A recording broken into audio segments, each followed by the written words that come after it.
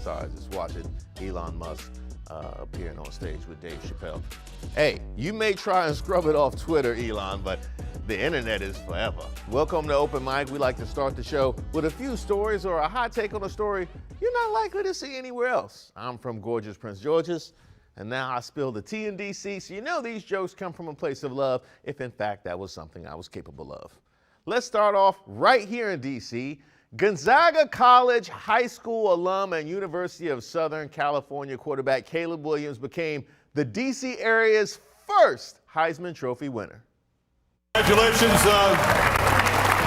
this is yours, sir. The DMV has its first Heisman Trophy winner. Caleb Williams claimed college football's most prestigious award. While this may be an individual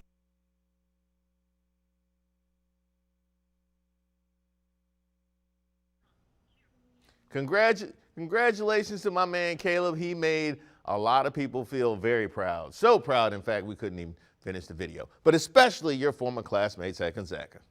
And the winner for 2022, Caleb Williams.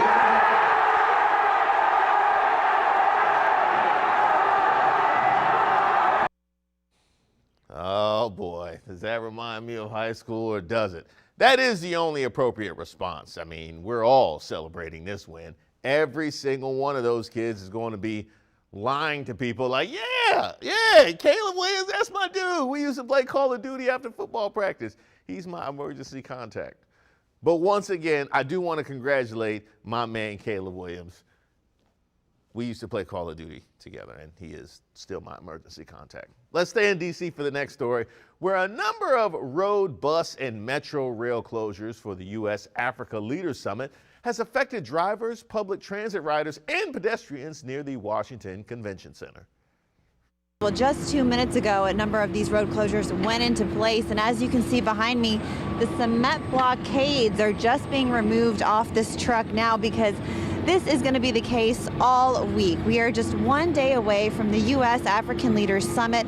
That's going to take place from Tuesday to Thursday, but from Monday to Friday this week, this is going to be the case with your morning commute. Wow, so that's how those blockades leave. Did you know that, Caleb? I had no idea. I thought they just leave them on the street until they just disintegrate and become one with nature. But thoughts and prayers to anybody dealing with this, because that part of town already has way too much traffic. I mean, here's a list of what roads will be closed until the 17th. You got Mount Vernon Place from 7th Street to 9th Street Northwest. You got 7th Street from I Street to O Street Northwest. You got 8th Street from N Street to O Street Northwest. Now, you know what? You know I can't read all these. I'm gonna put on my Samuel L. Jackson voice. Enough is enough. I've had it with all these mother flipping closures on this Monday to Friday map. You see them all right here. Just stay away from all this area in red right here. The next summit better be in Africa. I can tell you that right now. Let Ghana be late to work instead of us. If you have to be in this part of town, this is a heads up, by the way. If you don't have to be there, you should probably go ahead and stay home. And clearly, you know what would happen if I ever did Topper Shutt's job and did traffic. You see this area? Just stay away from this whole area. My left is right and my right is left. Shout out to him and Topper should trot traffic. We're headed to Orange County, Virginia for this next story, where an escaped cow decided to pay a visit to a doctor's office. These photos are courtesy of Timmy Lamb from 3L Roughstock and Sam Crawford with Diamond C Cattle, both professional cow catchers, because that's apparently a thing. That's who you see right here. Now, I will tell you this, that calf was on the move.